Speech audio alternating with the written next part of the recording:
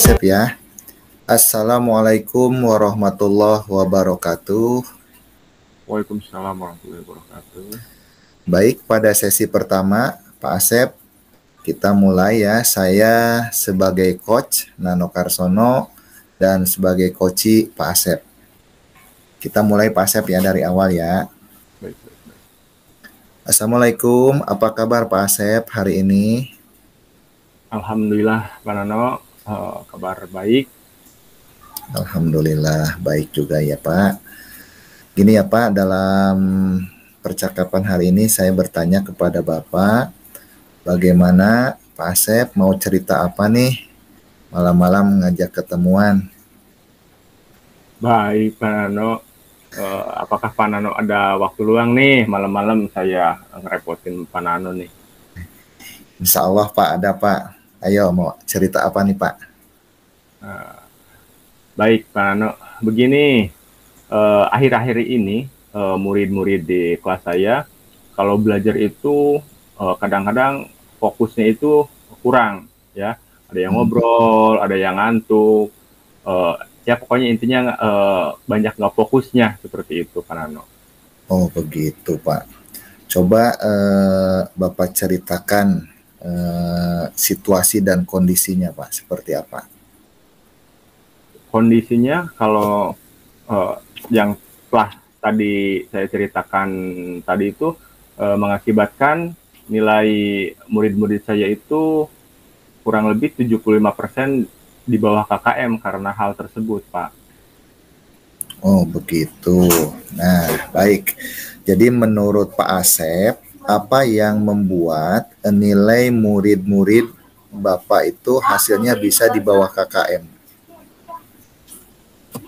Yang saya rasakan itu belakangan ini saya jarang menggunakan media pembelajaran yang menarik mungkin seperti itu Pak Nano.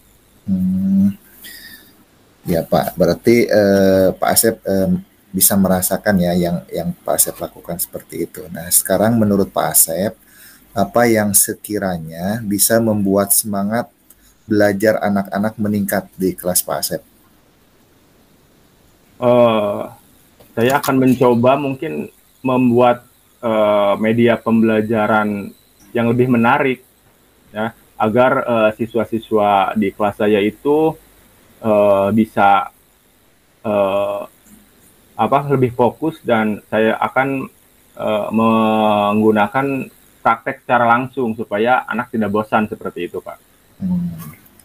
Nah, selain itu, apalagi yang kira-kira bisa mendukung Pak agar siswa Pak Asep itu bisa fokus di dalam belajar?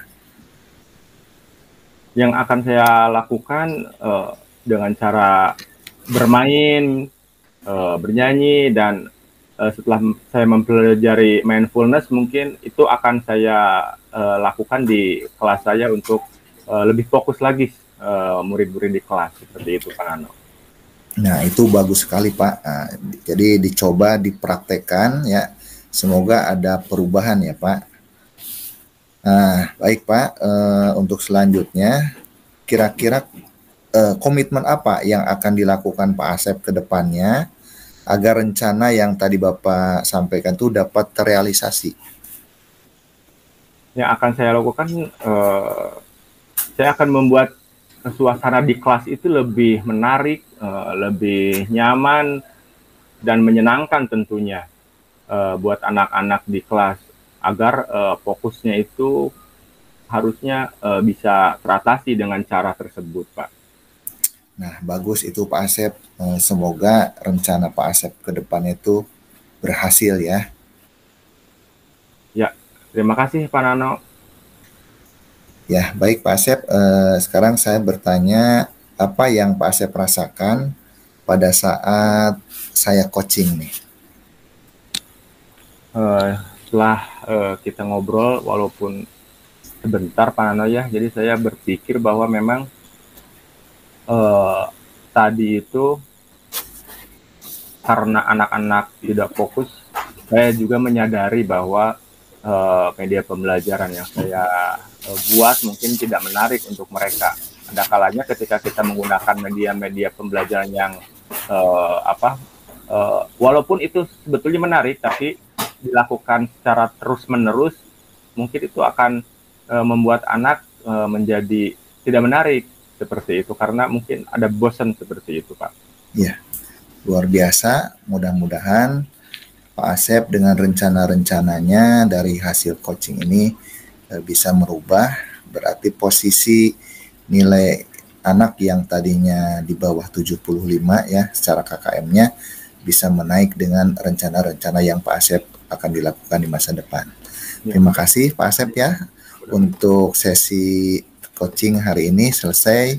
Mudah-mudahan menghasilkan yang terbaik. Terima kasih. Wassalamualaikum warahmatullahi wabarakatuh. Waalaikumsalam warahmatullahi wabarakatuh. Giliran saya, mohon izin Bu Harhan.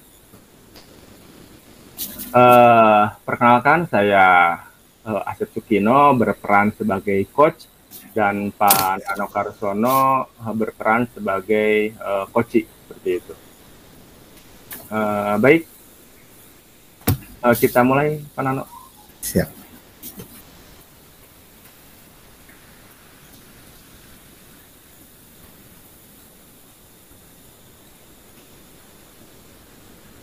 Baik, Assalamualaikum warahmatullahi wabarakatuh.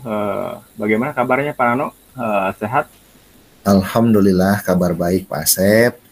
Saya sehat dan bahagia hari ini nih. Alhamdulillah ya. Yang terpenting kita itu dalam keadaan sehat dan tentunya selalu bahagia Pak Nano ya. Supaya amin. Tetap awet muda seperti itu. Amin. Baik, bagaimana Pak Nano? Masalah apa yang bisa saya bantu? Begini Pak, di kelas saya kan ada beberapa murid ya yang kesulitan mengikuti materi pelajaran matematika, khususnya itu dalam bangun ruang Pak. Oh begitu ya. Coba ceritakan kondisi kesulitan masalah matematika itu seperti apa Pak? Nah, jadi ketika menyelesaikan masalah secara mandiri nih, individu siswa, ketika kita berikan naskah soal gitu, materinya tentang bangun ruang, mereka kesulitan Pak di dalam menyelesaikannya. Seperti itu ya. Kalau boleh tahu, Pak Nano mengajar kelas berapa ya? Nah, saya itu mengajar di kelas 6 Bapak. Oh iya. Nah, menurut Pak Nano, apa yang membuat siswa tersebut sulit menyelesaikan masalah-masalah tersebut secara mandiri ya? Dalam tadi itu dalam materi volume bangun ruang ya, Pak Nano? Ya, betul Pak. Jadi setelah saya amati, ternyata siswa tersebut belum paham cara penyelesaian dalam masalah operasi hitung pembagian itu. Rata-rata di bidang itu Pak. Oh begitu ya. Jadi belum pahamnya dalam materi pembagian mereka kesulitannya Pak ya. Dalam ya, betul. Jadi ketika mereka menyelesaikan masalah volume bangun ruang itu mereka tidak dapat menyelesaikan karena materi pembagiannya. Betul begitu Pak Nano? Iya betul Pak, betul seperti itu percis. Nah, menurut Pak Nano, apa yang bisa dilakukan agar siswa tersebut dapat meningkatkan kemampuannya dalam operasi hitung tentunya, supaya tidak kesulitan dalam materi volume bangun ruang tersebut? Ya, saya akan melakukan pembagian kelompok secara merata dan juga tutor sebaya agar siswa yang belum memahami dapat terbantu oleh temannya dalam menyelesaikan operasi itu. Selain itu, ada lagi nggak yang mendukung agar siswa tersebut dapat meningkatkan pemahamannya dalam materi volume membangun ruang tersebut? Saya juga akan mencoba dengan membimbing siswa pada waktu jam khusus, Pak, di luar jam pelajaran kepada siswa-siswa yang mengalami kesulitan tersebut. Nah, itu sudah bagus, Pak, ya. Semoga tadi Pak Nano mengatakan ada yang tutor sebaya, lalu bimbingan di luar jam, seperti itu Pak Nano ya? Iya Pak, saya akan mencobanya Pak. Ya. Nah, selanjutnya apa yang dilakukan Pak Nano ke depannya nih, ke depannya agar rencana tersebut dapat terlaksana dengan baik, Pak?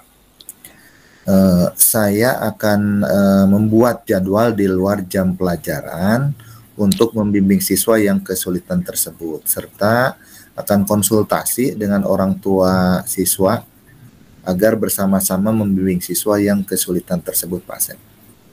Nah, bagus sekali Pak Nano ya. Jadi kita tidak sendirian ya, seperti Ya, itu. betul, orang betul. tua. Nah, ya, ya. Kapan Pak Nano akan melakukan rencana tersebut? Dalam waktu dekat Bapak, agar hasilnya nanti segera terlihat gitu ya. Kalau di nanti khawatirnya makin panjang nanti masalah yang akan dihadapi. Ya, harus seperti itu Pak ya. Sudah bagus. Semoga berhasil Pak Nano ya. Amin, amin Bapak.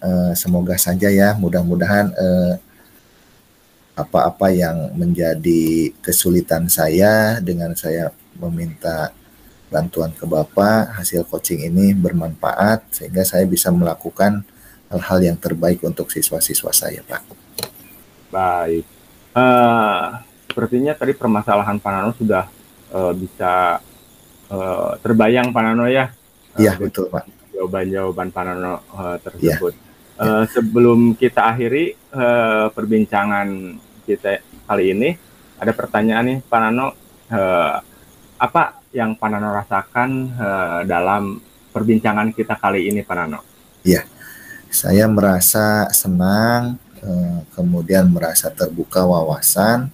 Ternyata setelah di coaching dengan Bapak, pikiran saya jadi terbuka gitu ya, untuk melakukan hal-hal terbaik ke depan, untuk menghasilkan agar masalah yang ada pada siswa-siswa saya tidak mengerti tentang pembagian dibangun ruang bisa menjadi lebih baik lagi hasilnya di masa depan.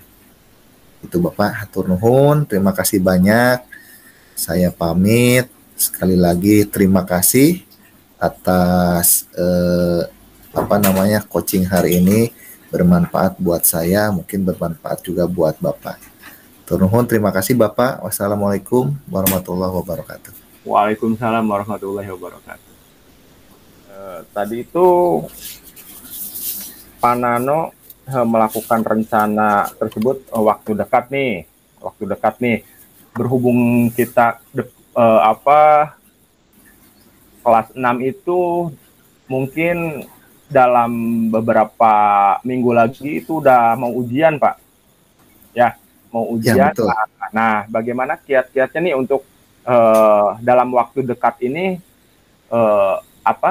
waktu dekat ini anak-anak itu kan udah mau ujian nih, udah mau lulus nih, ketika belum dalam pembagian, belum memahami. Nah, bagaimana menurut Pak Nano kiat-kiat yang diberikan guru kepada muridnya dalam waktu yang sangat singkat ini, seperti itu Pak Nano? Ya, baik Pak Asep.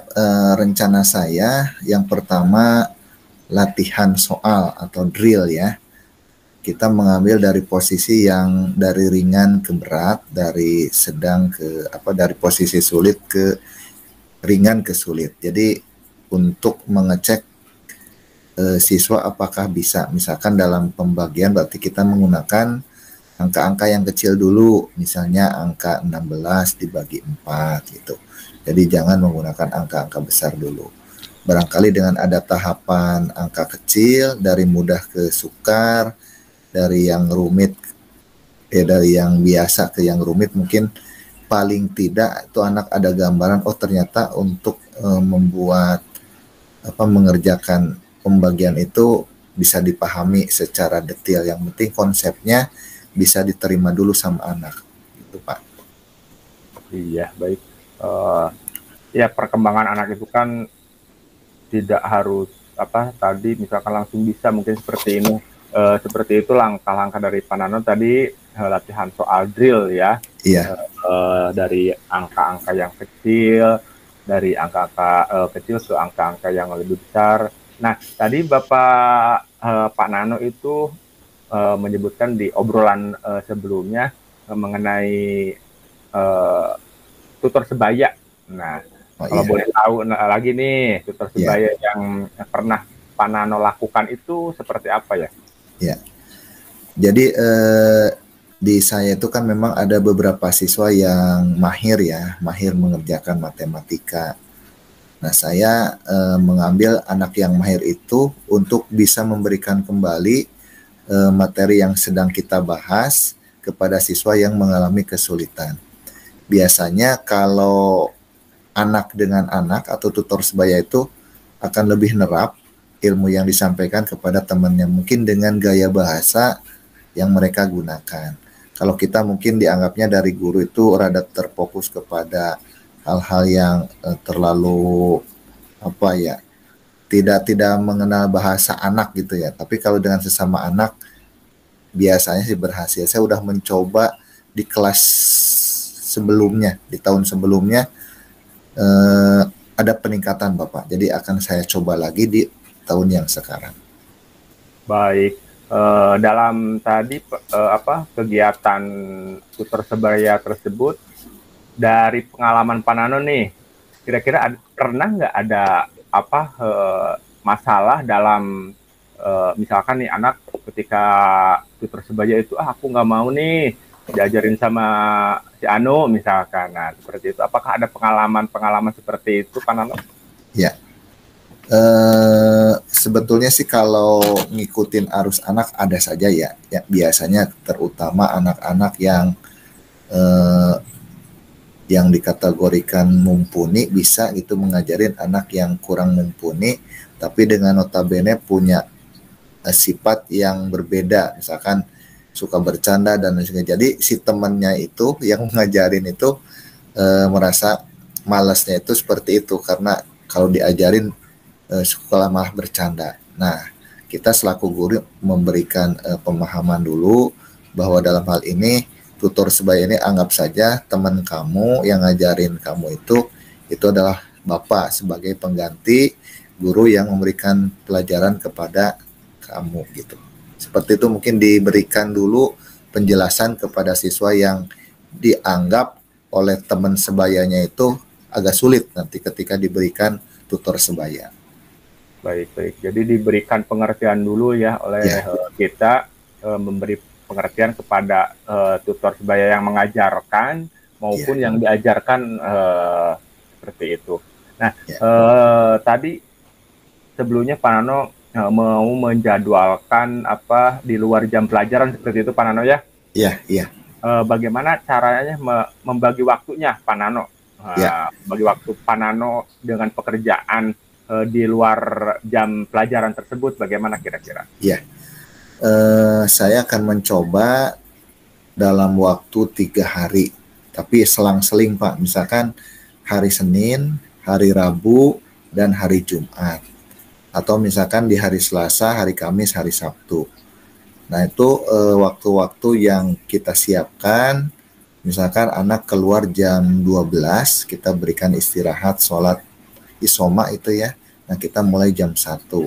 Kebetulan untuk ruang kelas ada satu ruang kelas yang kosong tidak dipakai oleh kelas yang lain di jam siang. Jadi masih ada space waktu sambil nanti menunggu jam pulang karena memang guru di kami di Bekasi itu pulang itu jam 14. Jadi space dari pulang jam normal masih ada waktu sekitar 1,5 jam bisa kita manfaatkan di situ Pak.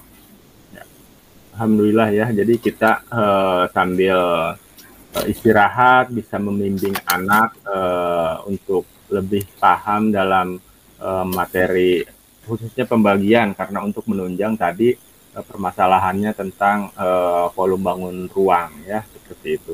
Iya betul. Selanjutnya tadi Pak Nano merencanakan mau berkonsultasi tuh sama orang tua siswa. Nah, bagaimana menjelaskan ke orang tua siswa misalkan anak itu kurang. Kadang-kadang kan ada tuh orang tua yang nggak menerima ketika anaknya itu misalkan kurang dalam pembelajaran apa misalkan seperti itu. Apakah ada pengalaman Pak Nano yang seperti itu Pak Nano? Ya, saya akan mencoba lewat anak dulu gitu ya, diinformasikannya, nak besok hari orang tuanya suruh datang ketemu Pak Guru. Nah gitu ya. Jadi secara ini dulu, secara via kata-kata. Nanti ketika orang tuanya hadir, kita jelaskan dalam menghadapi ujian ini memang siswa harus proper gitu ya, harus betul-betul siap ketika akan menghadapi sekarang namanya ASSP, Asesmen Sumatif Satuan Pendidikan. Nah, namun ketika misalkan melalui itu tidak berhasil, maka kita akan buatkan surat dari sekolah sebagai pemberitahuan bahwa untuk anaknya ada kegiatan yang namanya pengayaan. Jadi kita tidak langsung memberikan bahasanya itu yang bisa menyinggung orang tua. Tapi ketika pengayaan atau misalnya les ya, kayak bahasanya les gitu, pasti orang tua mau untuk anaknya diajarin lebih detail lagi gitu Pak. Iya. Baik Pak Ano. Nah, menyangkut hal tersebut, misalkan seperti ini Pak Ano, ketika anak di kelas itu di kelas 6 khususnya nih ya, kan udah ini nih di kelas 6, ketika anak itu belum bisa perkalian nih, sedangkan yang lainnya itu pasti udah kalau di kelas 6 kan sudah pemikirannya udah agak apa ya, udah tinggi lah. Iya, nah, iya. Ketika anak yang kekurangan tersebut, nah diketahui misalkan oh anak itu tuh belum bisa pembagian. Nah, kira-kira ada nggak masalah ketika anak itu kurang dalam pembagiannya dan teman-temannya itu tahu apakah ada olok-olok atau seperti apa, mungkin seperti itu. Ya, di kelas saya karena memang sudah dicoba dengan adanya tanggung jawab dan kesepakatan kelas, jadi barang siapa yang memperolok-olokkan temannya nanti akan ada catatan. Saya membuat kesepakatan kelas yang memang disepakati di awal pembelajaran dan di awal tahun. Dan dibukukan dalam bentuk kartu kendali, buku kartu kendali. Nah, jadi ketika anak ada yang memperolok-olokkan itu dapat catatan tidak disiplin, ada penilaian pengurangan nilai. Jadi di kesepakatannya misalkan saya memberikan nilai kepada anak itu 100. Apabila nilai 100 itu dalam waktu 1 semester utuh, berarti kategori anak itu bersikap baik di dalam kelasnya. Tapi ketika diberikan nilai 100 dalam 1 semester nilainya berkurang, ada yang bisa sisa 50, sisa 25, nah berarti ada catatan. Nah, sekali anak melakukan kesalahan, misalnya bercanda di kelas, bercandanya keterlaluan, saya catat pengurang nilai itu 1.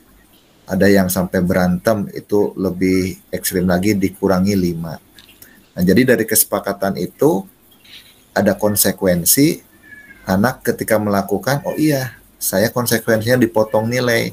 Dan ketika dilaporkan pada saat pembagian rapot, anak itu akan merasa malu sendiri gitu, tidak bisa bohong lagi sama orang tuanya karena memang ada bukti fisiknya gitu Pak. Baik, terima kasih. Jadi menurut pengalaman Pak Nano yang sudah mungkin bisa diterapkan ya, alhamdulillah ya, mendapatkan pengalaman terbaik ya yang Pak Nano ceritakan barusan. Saya mungkin dapat pelajaran yang lebih banyak malam ini Pak Nano. Ya, sama Bapak. Waktu kita ngobrol-ngobrol ini Pak Nano. Ya, sama-sama Bapak, terima kasih banyak nih. Saya dapat ilmu juga dari Bapak. Setelah Bapak mengajukan pertanyaan ke saya, akhirnya saya termotivasi, tergali rencana-rencana ke depan gitu, Pak. Iya, iya. Terima kasih ya Bapak Nano.